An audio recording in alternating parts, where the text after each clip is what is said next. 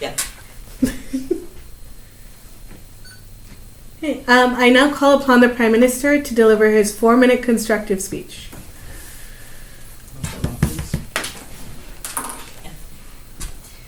Thank you, Madam Speaker. On our side of the House today, we're for a world in which our children are protected, and we also ensure that in the educational system we can have safe school environment for kids and also ensure that the rights of parents are being respected. It's for this reason that we're very proud to propose a resolution. This House would make vaccinations mandatory in public schools. First, I'm going to define the terms of the resolution, then I'm going to go to outline our 3 constructive arguments. First, we define this House as Canada. We define vaccinations as medical injections administered to prevent disease to all people of all ages, but in this case, young people. And we define public schools as all government-funded educational institutions, which in most cases is going to be from kindergarten to grade 12. On our side of the House, we're going to be bringing up 3 main contentions. The first one, we're going to explain why we think the right of a parent to make a decision should be revoked. Secondly, why we yield a better and safer school community. And finally, my partner is going to be talking about natural immunity versus the vaccination and why natural immunity is better. On to our first argument. So, one of the main points of this case and what we're trying to say is that the right of a parent to say, no, we do not want our child to be vaccinated, we're saying that we should revoke that fact. We know that this is something that may not necessarily be accepted, especially by side opposition, but we think there's a couple of reasons why it's necessary. First, we tell you that we as a society act in the best interest of our youth. When we see a home environment, for example, in which a parent is being abusive, in which a parent is not acting correctly and endangering their child, we act to protect the child. What we tell you on our side of the House is that when a parent makes a decision, regardless of the rationale not to vaccinate their child, this is a form of child endangerment. I'll take you in a second. Because they're saying that we are going to take our personal morals and our values, impart them to our kids, not allow them to be safe simply because we don't agree with the practice. We don't agree with that process of child endangerment. But you would disagree. With already 90% of Canadian youth already becoming vaccinated, aren't they already protected through the herd immunity effect? No, and we thought you would bring this up, this idea that because so many kids around you are vaccinated, you don't have the chance of getting a disease. Well, we tell you, it doesn't matter if there's 90%, 95% of kids who are being vaccinated, the 5% who are not vaccinated is still too many, and there's still risk to them, and we think that's an issue. Well, we tell you that it's our duty to vaccinate these kids because regardless of the herd immunity effect, which we've read lots about, we think that any amount of kids who are not vaccinated is still dangerous. Second point I want to bring up is this idea of why we yield to a better school community. What we tell you is that kids in public schools are going to be spending a lot of their time in schools, and therefore it's also time in which they're more vulnerable and most vulnerable to disease and also getting sick. What we want to see on our side of the House, contrary to the world they bring you, is a place in which we can have kids being safe and we can have a risk-free zone where we remove the risk of disease. What we don't want to see is a world in which people can make the decision not to get vaccinated and we have large outbreaks like we've seen in the past, in the Ontario measles outbreak, in schools in which kids were not vaccinated for measles, or other cases in which large amounts of kids got sick because a certain amount of people decided not to get vaccinated. What we tell you on our side of the House is that when you make vaccinations mandatory, you're actually ensuring a safer form of treatment for kids, regardless of any autonomous arguments that side opposition may bring up. On our side of the House today, we tell you that it's necessary to revoke the autonomy, even if it's a person's guardian and parent, if they're endangering their child, which they are doing if they decide not to vaccinate their child. But secondly, we tell you that we get a better and safer school environment. It's for these reasons, because we get a safer world overall on our side of the House, that we're very proud to propose. Thank you.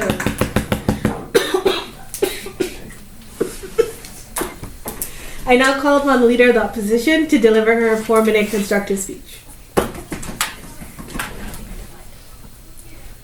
Thank you, Madam Speaker. Now, side government has shown us 2 main arguments today, so I will start off by refuting the things that they brought forward, moving on to present our counter model for side opposition, and then discussing my constructive arguments and telling you what my partner is going to talk to you about today. First, refutations. Now, side government has essentially told us two things. They pretend that they are for this world where everyone is safe, even though parents are unable to make a decision for their kids. The first point they told us was that the right of parents should be revoked. And they said that this was because they wanted to act in the best interest of our youth.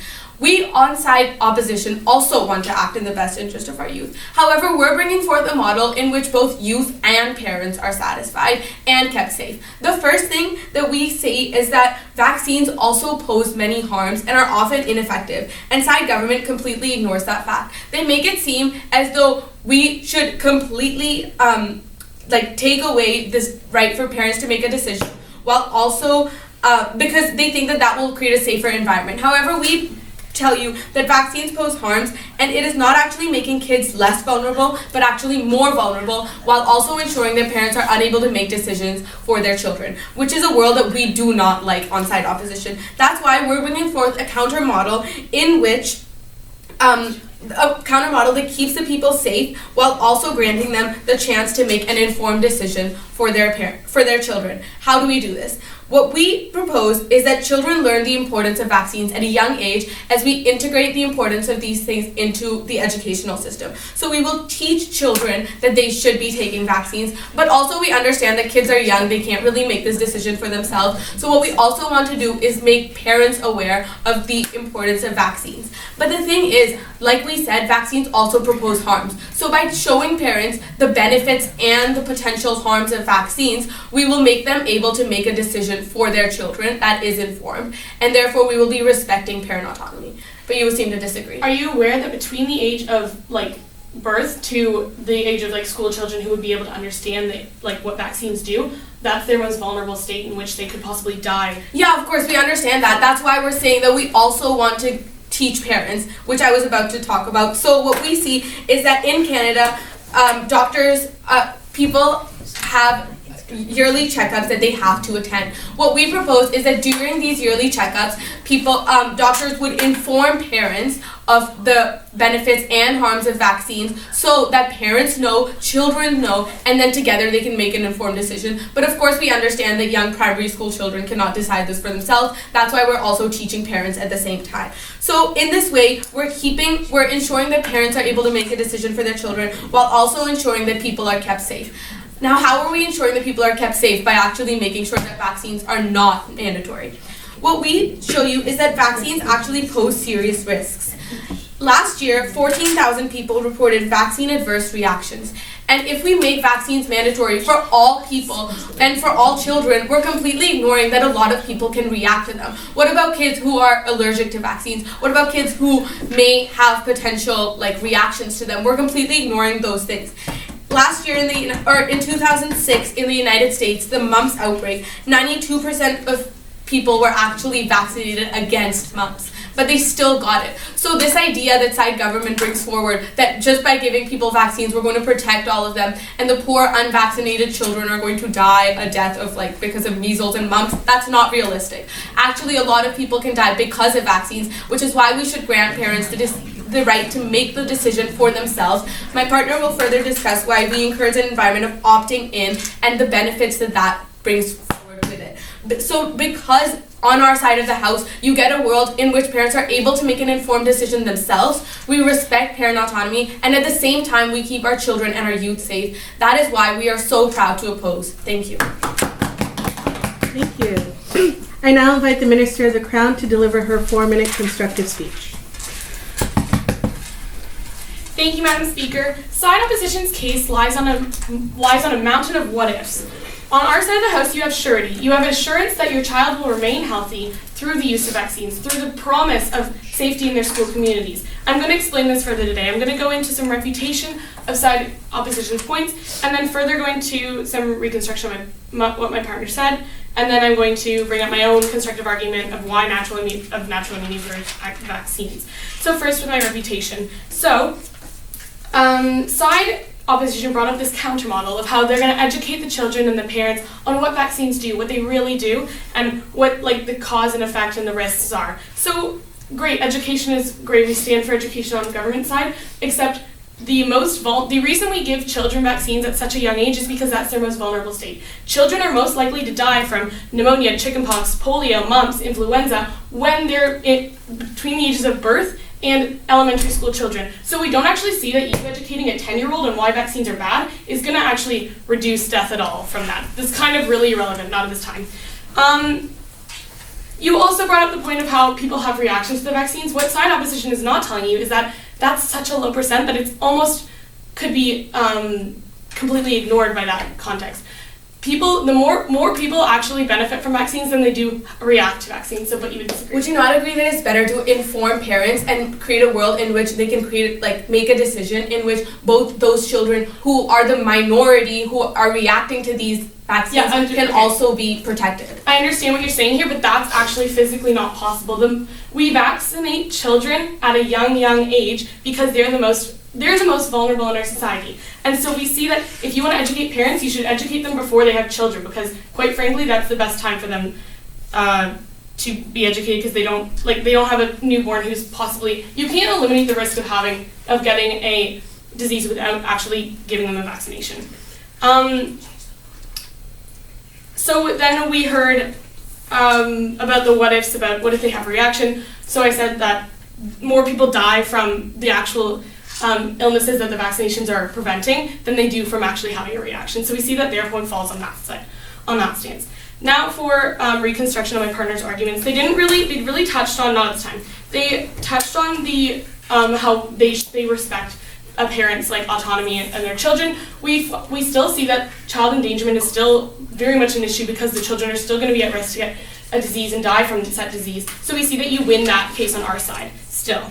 They talked about the responsibility of the school community, and the member of the opposition brought up POI about the herd immunity effect, but we still see, and my partner refuted this, but we still see that people, no matter how much percent, people are still going to be at risk to get said illness and potentially die. I'd like to talk about natural immunity and the vaccination and versus vaccinations as my constructive now. So we see that children, have natural immunity. We're born with immune systems. But we see that the reason we vaccinate children, as I've said time and time again, is because they're the most vulnerable people in our society. And so we see that we'd rather take the risk of injecting them with a vaccination than having their natural immunity take over. Ladies and gentlemen, chickenpox can lead to pneumonia, which can then lead to influenza, which can lead to permanent brain damage. Polio, natural polio, can lead to permanent paralysis, and natural mumps can lead to deafness. These are just some of the examples of things that we can prevent in our society. We don't want our children to have to go through permanent paralysis for the rest of their lives. We don't want our children to have to experience permanent deafness for the remainder of their lives. We see that you win this on our side. We see that you win the safety of the school community. We see that you win the safety of the greater good. Not only are the children is infant survival rate going to be higher, it's also going to be more effective to ensure that the rest of society is safer and better taken care of. So we see that because of the reasons that my partners brought up, because of the reasons that I've refuted, and because of the reason I brought the constructive that I brought up, that you win the case on our side because the children are in the community are safer. Thank you very much. Thank you. I now call upon First Opposition to deliver his 4-minute constructive speech. Thank you, Madam Speaker. Now, what side government here does not seem to realize is that we do agree with them, in a sense. We do agree that vaccines are good, that vaccines are necessary. However, making them permanent is not the proper way to go around ensuring that we are protected. Because yes, they sit on side government that they have assurance. However, what they neglected to realize is that they have forced insurance. What we need to realize here is that we live in a democratic environment, and like it or not, we want to protect people, but it has to come at the choice of the people as well. Change is only most effective when it comes from within, when it is your own decision, rather than when people tell you to change, perhaps sometimes forcing you against your own ideals. How can you change someone's ideals? Through encouraging them, through educating them, through promoting what you are trying to do. So let's go through some refutation of side government first, and then we'll continue our constructive case. So they first said that your children are most at risk from the ages of 0 to 3, essentially before you reach that age where you're going to be educated about vaccines. However, I would like to remind side government that this debate is focused on school children. Should vaccines be mandatory for children who are attending public school? The age which they brought up in that scenario is before a child would actually enter such a system. However, for the sake of their argument, we can also see that in countries like Norway, where where vaccinations for infants are actually not mandatory, it's completely optional, Norway, as a result, not coincidentally, has the lowest child mortality rate in the world. Vaccines are not mandatory, however, a culture of education and promotion, therefore, vaccines has actually led to a low child mortality rate. They also made the interesting argument that herd immunity is not effective in protecting children. And yes, while getting vaccinated is ideal, they did not account for children who perhaps cannot even take the vaccines in the first place for fear of being allergic to them, for fear of having a reaction which could lead to death. That is where herd immunity comes in. The numbers are proven. If 90+% of the population is vaccinated, the rest is as well due to this umbrella effect. They cannot argue this is a proven scientific phenomenon. So on to our constructive case. As I've said, first I'll take this question. So if herd immunity works so well in Canada, then why are so many kids who are not vaccinated still dying prematurely because they're not vaccinated? Where exactly? In Canada. In Canada. See, the thing is here, once again, that is not founded on anything. Places where people are not being vaccinated, such as native reserves, for example, the fact of the matter is, 90% of the population there isn't vaccinated at all because it's not being made available to them. That is another issue completely. However, we say in places where 90% plus of the population is vaccinated, herd immunity comes in. So essentially the point I'm trying to make here is that we want to encourage and we want to educate people because this is what counts. Change comes from within, and the change that comes from within is the most effective. We need to look no further than Canada's own anti-smoking campaign. Smoking was huge back in the 80s, You'd go out with your friends, you'd have a cigarette. Then the government got involved, realized, hey, this isn't good for our health. And what happened? Anti-smoking campaigns. This wasn't the government forcing you to stop smoking, because smoking is still legal today. This was the government telling you smoking is bad. So let's try to take the same idea, but encourage vaccinations. We can see that the government has proven effective in helping people for their own health through not forcing people to do it, through encouragement, making sure that change came from within. So ladies and gentlemen, for the sake of our democratic ideals, and because change is more effective, when we make the decision ourselves, we on side opposition proudly oppose this resolution and would see it fall. Thank you. Thank you. I now call upon the Leader of the Opposition to deliver a 2-minute rebuttal. No new information may be presented at this time.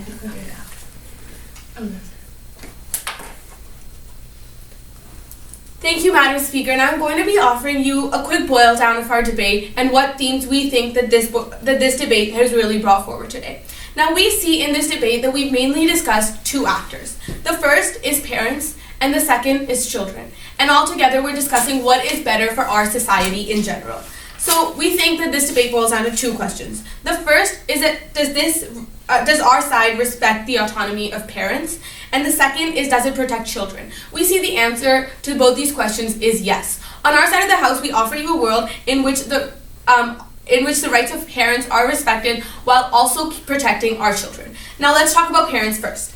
We see that by educating parents, we're actually going to ensure that they can consider both the benefits and harms of vaccines, thus making an informed decision for their children.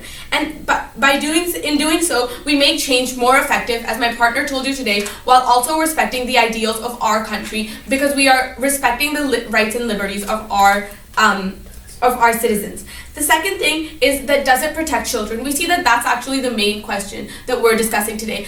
Is our side of the house showing you, presenting to you a model in which our children are kept safer? We see yes, we are. Because by informing parents about both the benefits and the harms, we allow them to make a decision that's ultimately going to be the best for their child. We as a government cannot decide what is best for all the children we can't consider them individually. And by allowing the parents to do so, we allow them to see what do they think their children will be able to their children need the temporary immunity from vaccines, or is it better for them to recover naturally from diseases and be offered a permanent immunity for the rest of their lives? Or should we could their child potentially be allergic? We allow parents to take all these things into consideration and make a decision that is correct for their individual child. In doing so, we reduce vaccine adverse reactions and we reduce the potential harms of vaccines, thus actually creating a world in which the benefits of vaccines are heightened. So because we keep our children safe while also granting our parents the decisions that they deserve, we're going to be, our side is proud to oppose. Thank you. Thank you. Thank you.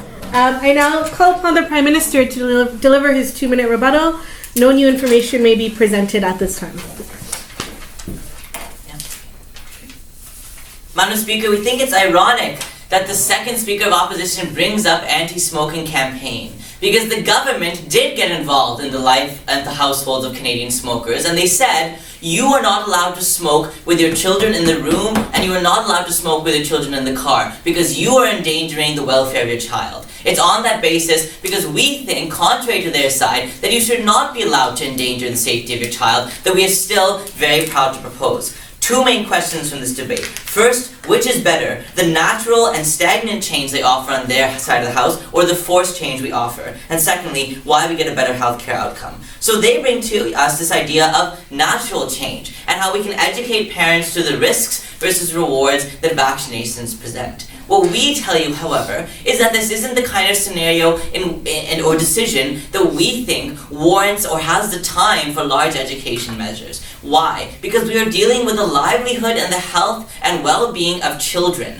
And therefore we think that if we know for a fact that there's a higher chance of them being safer vaccinated than not vaccinated, then we're going to make the decision for them to be vaccinated if that's in their well-being. And we would much rather have a world in which we save more kids and make some parents upset than educate them and give them, the option and possibly endanger their children. We think we win on that front. But secondly, how we get a better healthcare outcome. The second member of the opposition, in again talking about the herd effect, said that in places with 90% vaccination, emphasis on places, that not everywhere in Canada is going to have 90% vaccination. It may have 50 or 40 or even less. And therefore, there may be kids who are not vaccinated and are therefore at risk for having disease. And finally, we tell you that while there are those 14,000 who are vaccinated and have adverse reactions, we agree, we don't negate that fact. But what we tell you is that there are going to be even more, and there currently are more negative health benefits when you don't vaccinate kids. It's for these reasons, because we think that you get a better outcome for kids on our side of the house, and because we are willing to undermine someone's autonomy to protect them and society as a whole, that we've won this debate today.